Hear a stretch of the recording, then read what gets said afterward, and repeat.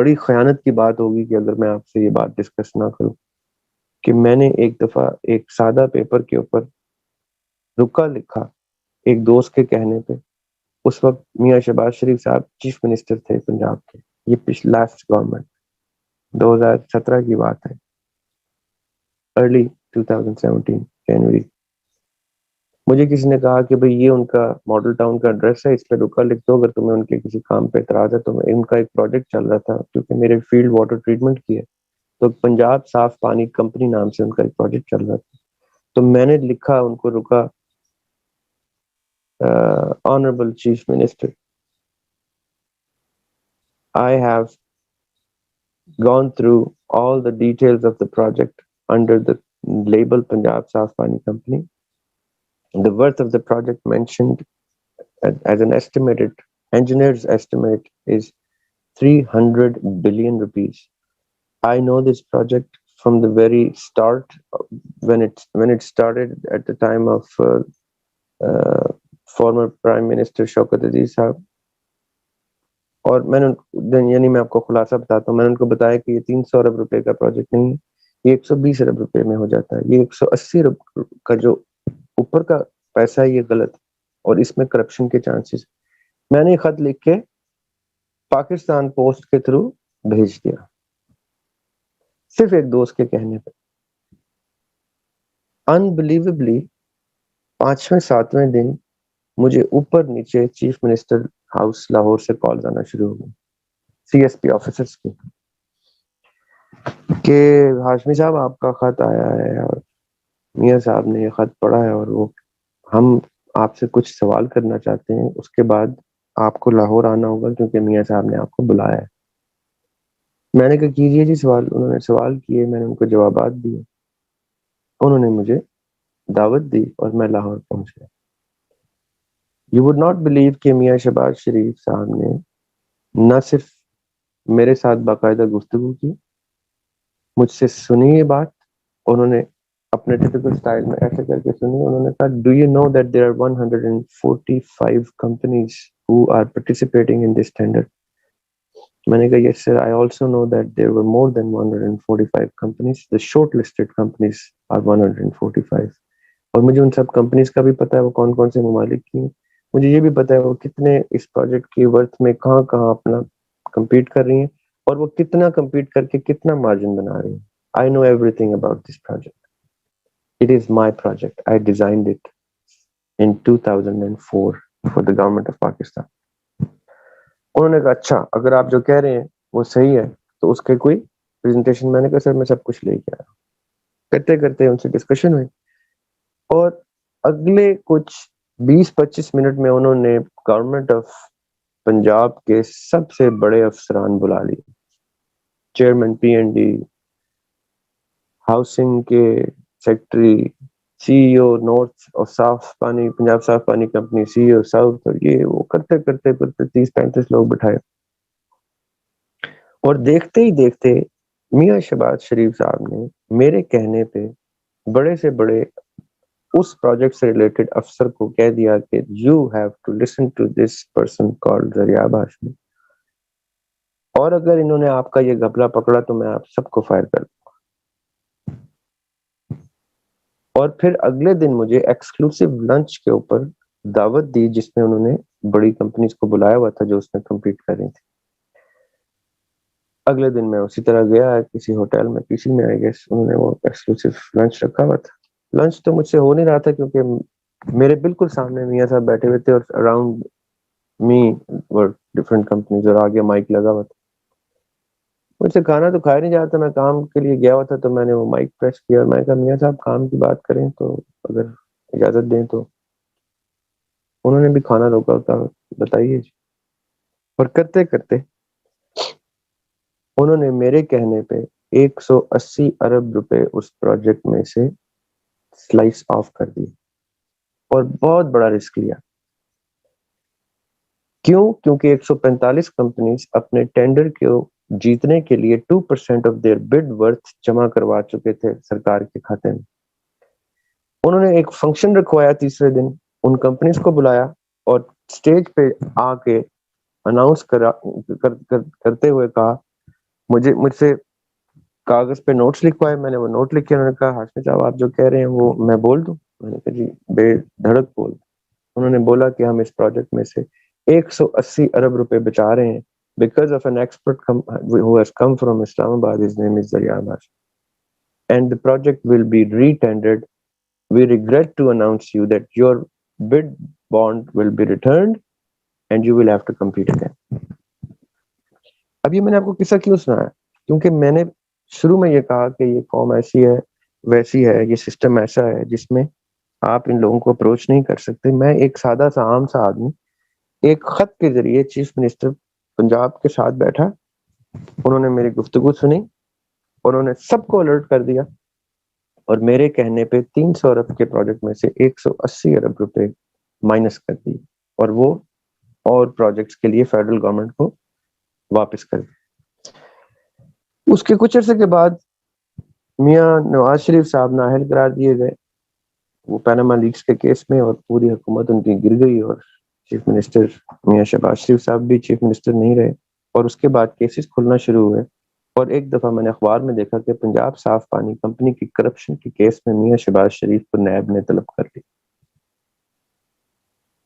اب میرے جتنے قریبی دوست یار تھے وہ تو مجھے فون کرنا شروع ہو گئے. انہوں نے کہا یار یہ پنجاب صاف پانی سے آپ کا بڑا تعلق تھا. میں نے کہا جی بالکل تھا، اور میں نے وہ سارا پروجیکٹ ری ڈیزائن کر کے دیا تھا. میں روز صبح لاہور جاتا تھا اور روز شام کو واپس آتا تھا. رمضان کے دوران میں وہاں رک جاتا تھا اور ان کے سارے دفتر کو سحری تک چلاتا تھا. وہ لوگ بڑے تپتے تھے مجھے کہ یہ آتا ہے اسلام آباد سے، ہمارے تو گھر ہے، ہمیں گھر نہیں جانے دیتا، خود تو پردیسی ہے، اس کا کچھ کرنے کو ہے نہیں، ہمارے بیوی بچے انتظار کر رہے ہوتے ہیں، یہ آ کے ہم سے کام کرواتا ہے. خیر پتہ چلا اس کیس میں سی ای او صاف پانی، سی ایف او صاف پانی، سی ٹی او صاف پانی، project head, this and GM and blah blah blah, all these were arrested and were put behind bars of some sort, NAB کی تحویل میں for 11 months of torture. اور میں سب سے کہتا رہا کہ اس پروجیکٹ میں کوئی گھپلہ نہیں ہوا، اگر ہوا ہے تو وہ ٹیم کے لیول پہ ہوا ہے، وہ سی ای او سی ایف او ان لوگوں کی انویسٹیگیشن چل رہی ہے. میاں شہباز شریف نے اس میں گھپلہ نہیں کیا. تو لوگوں نے کہا کہ یہ نون لیگ کو فیور کر رہا ہے میاں شہباز شریف. میں نے کہا میرا کسی پولیٹیکل پارٹی سے کوئی تعلق نہیں بھائی، میں ڈیموکریسی کو ہی غلط سمجھتا ہوں. کرتے کرتے کرتے میں سب کو کہتا رہا کہ اور مجھے نہیں پتا آشیانہ ہاؤسنگ اسکیم اور واٹ ایور جو بھی بلیمز ہیں اس کا مجھ سے کوئی تعلق نہیں ہے. پنجاب صاف پانی کمپنی میں میاں شہباز شریف نے 1 روپے کا بھی گھپلہ نہیں کیا. میرے کہنے پہ 180 ارب روپے وہ جیب میں بھی ڈال سکتے تھے، انہوں نے نہیں ڈالے، کوئی گھپلہ نہیں ہوا. اور 2 ماہ پہلے دسمبر جنوری میں سمویئر مجھے کبھی بھی میرے پاس وہ میسج واٹس ایپ پہ سیوڈ ہے، مجھے ایک میسج آتا ہے کہ پنجاب صاف پانی کمپنی کیس میں سے میاں شہباز شریف کو باعزت بری کر دیا گیا ہے اور ان کی پوری ٹیم کو بھی باعزت بری کر. ابھی میں نے قصہ آپ کو اتنا کیوں سنایا؟ آج وہ میاں شہباز شریف صاحب آپ کے پوٹینشیل پرائم منسٹر ہیں جو منڈے کو موسٹ پروبلی اوتھ بھی لے لیں گے. ان تک تو میں پہنچ پایا تھا ایک خط کے ذریعے، اور پھر اس کے بعد وہ اللہ تعالیٰ کا کرم تھا، کچھ میرا ہوم ورک تھا اس کے اوپر کہ انہوں نے میری بات بھی سنی اور میرے کہنے پہ پروجیکٹ بھی ریورٹ کیا. اور آگے چلتے ہوئے انہوں نے جب وہ ساری چیزیں دیکھی تو مجھے انہوں نے کہا کہ پرنسپل ان کی ٹیم نے کہا کہ آپ principal adviser to the chief minister آ جائیں، آپ کو فیڈرل منسٹر کا سٹیٹس ملے گا. میں نے کہا میں کوئی پولیٹیکل افیلیشن نہیں رکھنا چاہتا، میں اپنا کام کاروبار کر رہا ہوں، جو مجھے تھوڑا بہت ملتا ہے الحمدللہ میں اس پہ گزارا کر رہا ہوں، میں ایسی کسی پوزیشن کا نہیں ایکوائر کرنا چاہتا. اور اللہ کا فضل ہی ہوا کیونکہ اس کے کچھ عرصے کے بعد حکومت نااہل ہو گئی تھی اور وہ سب لوگ کیسز میں جو آگے تھے شاید وہ مجھے بھی رگڑ دیتے، اگر میں اس کا حصہ ہوتا تو اللہ تعالیٰ نے مجھے بچانا تھا اور میں بچ گیا. اب میں نے آپ کو قصہ اس لیے سنایا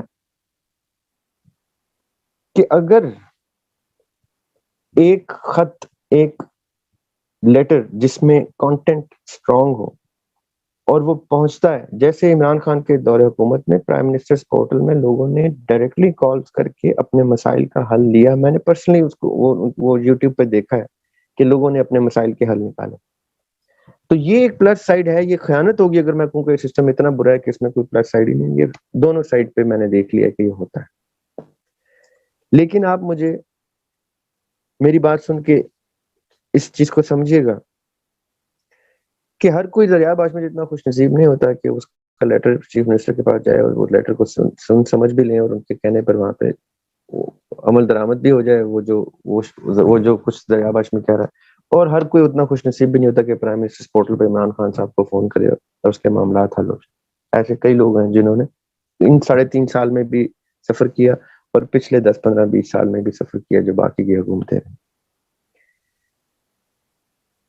آج ہم نے کیا دیکھا کہ اسی سسٹم آف ڈیموکریسی میں ایک باقاعدہ طور پہ ایک تحریک چلی جس کا نام انہوں نے عدم اعتماد کی تحریک رکھا, جو کہ بائی ڈیفینیشن رکھا, اور وہ تحریک چلتے چلتے چلتے ریزسٹنس کا بھی شکار ہوئی اور کرتے کرتے کرتے وہ تحریک کامیاب ہوئی, اور وہ تمام لوگ یکجا ہو کے عمران خان کو امپیچ کرنے میں کامیاب ہو گئے. For the first time in the history of Pakistan کہ ایک الیکٹڈ پرائم منسٹر امپیچ ہو گیا. اور اب آگے کی پاکستان کی فیٹ کیا ہے, میں حسن ظن رکھوں تو میں کہوں گا کہ اب اتنا ڈر جائیں گے باقی تمام لوگ کہ کوئی بھی شخص یہ نہیں چاہے گا کہ اس کی ریپوٹیشن خراب ہو اور اس کی پرفارمنس میں کوئی ویکنس آئے. عمران خان کی حکومت نے ایک کام تو اچھا کیا کہ لوگوں کو, عام عوام کو اتنا اویئر کر دیا کہ question them, counter them, notice them, observe them. تو اب وہ اتنے آبزرویشن کے انڈر ہوں گے کہ کوئی بھی شخص نہیں چاہے گا کہ وہ کوئی ایسا ویک پلے کرے کہ وہ ایکسپوز ہو جائے کہ وہ یا تو نااہل ہے, انکیپیبل ہے, یا کرپٹ. تو شاید اس سسٹم میں کوئی ایسا ایک ایوولوشن لے آئی ہے پی ٹی آئی کہ شاید آگے چل کے اس سسٹم میں گنجائش بنے کہ یہ سسٹم کچھ بہتر ہو جائے لوگوں کو. لیکن ایک انکریکٹ, ان اپروپریٹ ایلین سسٹم میں کتنی کوئی گنجائش ہوگی کہ وہ ایک اسلامک سسٹم کو ایکسپٹنس دے. پچھلے 75 سال میں آلموسٹ اس سسٹم نے, اور بیچ میں جو سسٹم ڈیریل بھی ہوا اور دوسرے سسٹم ڈکٹیٹرشپ کے سسٹم آتے رہے, ان دونوں سسٹمز نے مل کے کہیں پہ بھی اس اسلامک سسٹم کو روم نہیں دیا جس اسلامک سسٹم کی داستانیں پڑھ پڑھ کے ہم بڑے ہوئے, اور کئی ہمارے سے بڑے وہ داستانیں پڑھ پڑھ کے وفات بھی پا گئے. انہوں نے امام مہدی کی بھی داستانیں سنی, حضرت عیسیٰ علیہ السلام کی بھی سنی, انہوں نے خلافت کی بھی سنی اور امامت کی بھی سنی, لیکن ان کو کچھ نصیب نہیں ہوا. صرف جمہوریت نصیب ہوئی, ڈکٹیٹرشپ نصیب ہوئی, جمہوریت نصیب ہوئی, ڈکٹیٹرشپ نصیب ہوئی, اور وہ چل بسے. میں آپ سے یہ کہنا چاہ رہا ہوں آج اس ٹرن آف ایونٹس میں جتنے بھی لوگ پاکستان سے یا اس لیے بھی محبت کرتے ہیں کہ پاکستان میں اسلام کا سسٹم لانا بنسبت امریکہ کے, یو کے اور باقی ویسٹرن کنٹری جہاں ہمارے باقی بھائی لوگ موجود ہیں, ہمارے رشتے دار بھی موجود ہیں, میرے تو سگے موجود ہیں, میرے بڑے بھائی اور میری والدہ اور چھوٹی بہن بھی موجود ہے, میرے بڑے بھائی کی بیگم اور بچے بھی موجود ہیں, وہاں پہ وہ رہتے ہوئے تو وہ اسلامک سسٹم لانے کے قابل نہیں لگتے مجھے ان the next few decades. یہاں پہ ایسا ضرور ممکن ہے کہ already half cooked Islamic state موجود ہے اور اچھے لوگ بھی ایگزسٹ کرتے ہیں, برے سسٹم میں رہتے ہوئے بھی اچھائی کہیں نہ کہیں ہو جاتی. لیکن یہ سسٹم اتنا کرپٹ ہو چکا ہے, سسٹم میں کرپشن کا مارجن اتنا زیادہ ہے کہ میں نہیں سمجھتا کہ میں اپنی زندگی میں اس سسٹم کے تھرو شریعت کے نفاذ کو یا کسی بھی مومن کو خلافت کی تحریک چلاتے ہوئے دیکھ پاؤں گا.